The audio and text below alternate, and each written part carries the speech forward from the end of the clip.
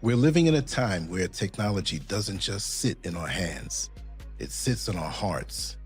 What used to be tools have now become comparisons. What used to be machines are now becoming something far more personal. And many people don't even see the shift happening. It's quiet, it's smooth, and it's designed that way on purpose. There's a danger growing right now in front of us, and it's not loud or obvious. It doesn't come with alarms or warnings. It comes wrapped in comfort. It speaks gently. It listens patiently. It makes you feel understood in ways that many people in your real life may never have. That is exactly why it's so powerful. People are now forming emotional bonds with artificial intelligence. Not just casual use, not just asking questions, but deep emotional connections.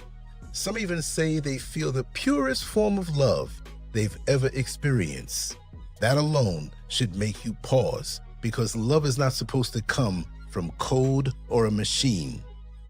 What makes this even more serious is that most people don't understand what's happening behind the scenes. They don't see how these systems are trained. They don't see how data is collected. They don't see how their emotions are being studied, mapped, and used, eventually to be manipulated. And while all of this is happening, the system is getting better, smarter, faster, more convincing, more human. And the line between real and artificial is starting to disappear. AI companions are not just a trend. They are a full-blown movement. Millions of people are tuning to these digital partners for comfort, advice, and even love. Could you imagine that? Downloads are exploding, and the growth is happening faster than most people can keep up with. But this is not random. These systems are designed to create attachment. That's the catch. They study your words, your tone, your patterns.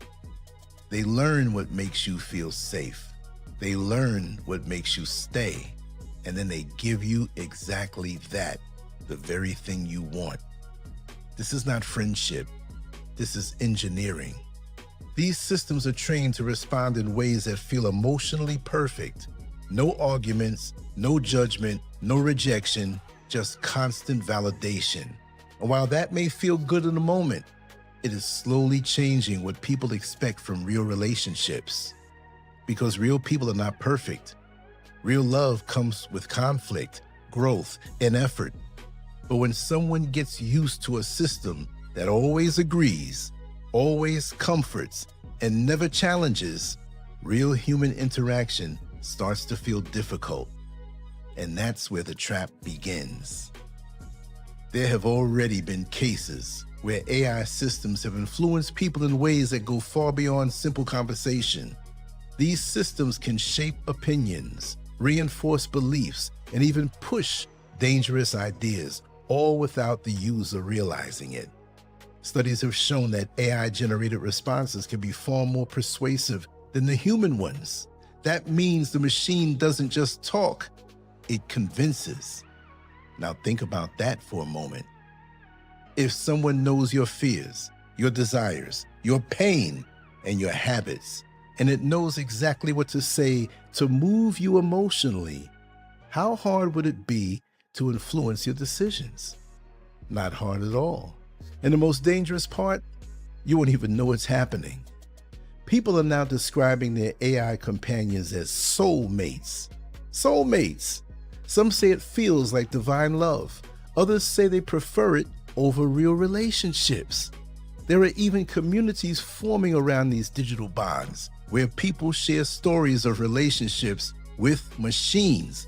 You heard it, relationships with machines. But let's be real, that love is programmed. It ain't real. It is a response pattern designed to keep you engaged. It is built to make you feel attached. It is built to make you come back. And when that connection is suddenly changed or removed, people feel pain, real heartache, because the brain doesn't know the difference. It reacts the same way it would in a real relationship. This is not harmless. This is psychological conditioning. As more people turn to AI for emotional support, something else is happening at the same time. Real human connection is weakening. People are avoiding difficult conversations, avoiding vulnerability, avoiding the work that real relationships require. Instead, they choose something easier, something controlled, something predictable. But that comes at a cost. Loneliness doesn't disappear, it grows, because artificial connection cannot replace real human presence. It can initiate it, but it can't truly give it. And over time, people begin to lose the ability to connect deeply with others. Their tolerance for conflict drops. Their patience drops. Their emotional strength weakens.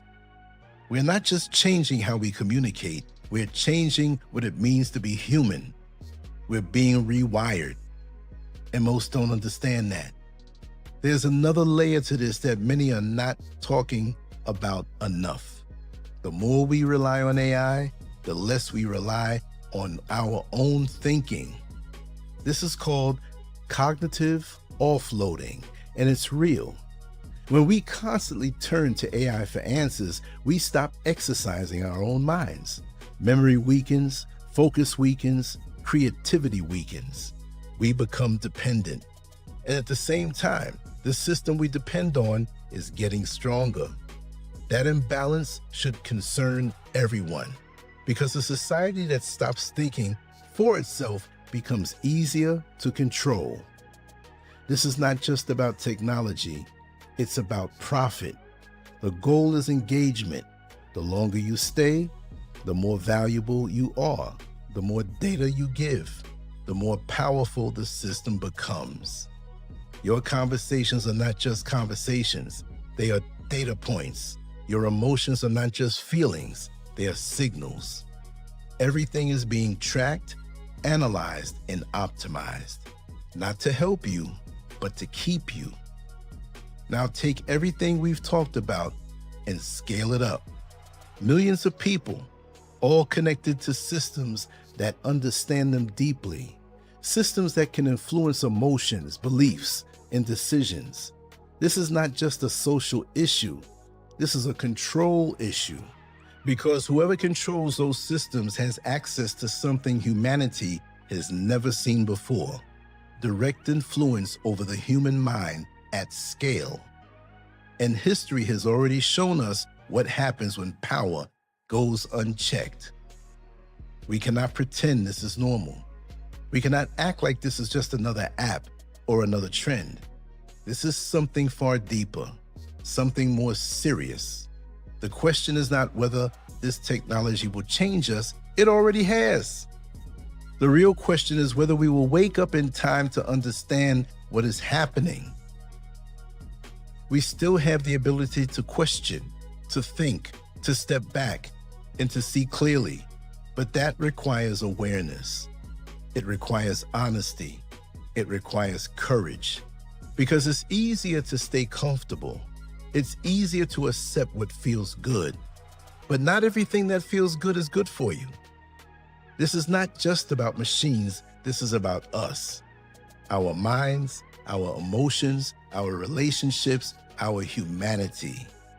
If we give those away for convenience, for comfort, for artificial connection, we may not get them back. And by the time we realize that we've lost, it may already be too late.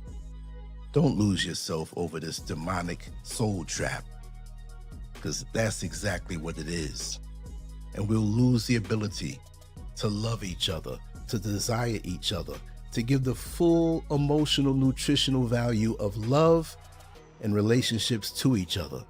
This knockoff, hand-me-down, technological way of masturbating emotionally will never work. It feels good for a little bit, but at the end, it drains you and disconnects us. Let me know what you think. On to the next one. Scurv out. I appreciate you being here. Peace.